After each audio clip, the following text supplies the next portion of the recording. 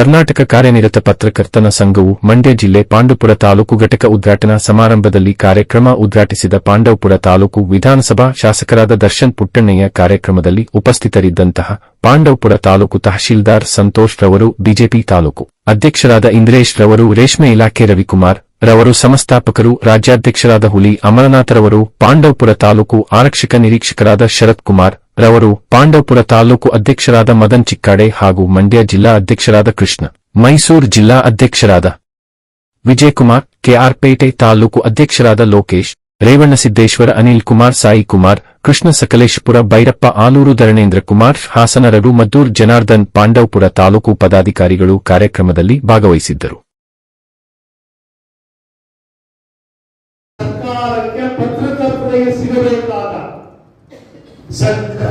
ಸವಲತ್ತುಗಳನ್ನ ಇವತ್ತೇನು ನಮ್ಮ ಸರ್ಕಾರ ನಮ್ಮ ಸವಲತ್ತು ಕೊಡ್ತಾ ಇದೆ, ಅದನ್ನ ಎಲ್ಲಿ ತಡೆಯಾಗಿ ನಿಂತ್ಕೊಳ್ತಾ ಇದ್ದಾರೆ, ಆಗ್ತಾ ಇದ್ದಾರೆ.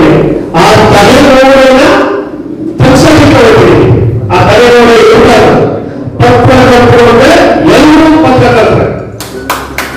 ಇದೇ ನಮ್ಮ ಉದ್ದೇಶ. ಪತ್ರಕರ್ತರು ಅಂದರೆ ಅವರು ಊರು ಬರಲ್ಲ, ಎಲ್ಲರೂ ಪತ್ರಕರ್ತರು ಪ್ರವೇಶಿಸಬೇಕು. ಎಲ್ಲಾ ಪತ್ರಕರ್ತರಿಗೂ ಎಲ್ಲಾ ರೀತಿಯ ಸವಲತ್ತುಗಳು ಕೊಡಬೇಕು. ಇಲ್ಲ ಅಂದ್ರೆ ಕೊಡಬೇಡ.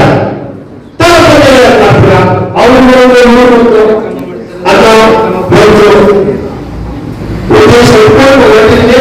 ತಾವೆಲ್ಲ ಪತ್ರಕರ್ತರು, ಸ್ವತಂತ್ರ ಪತ್ರಕರ್ತರು ನನ್ನ ಜೊತೆ ಕೈ ಜೋಡಿಸಬೇಕು ಅಂತ ನಾನು ಹೇಳ್ಕೊಡ್ತೀನಿ. ನನ್ನ 2 ಮಾತು ಮುಗಿಸ್ತಾ ಇದ್ದೀನಿ.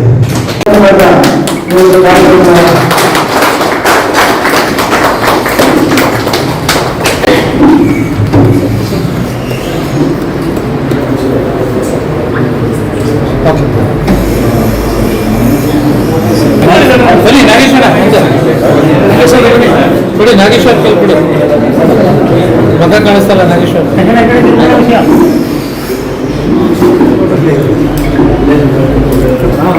ಓಕೆ.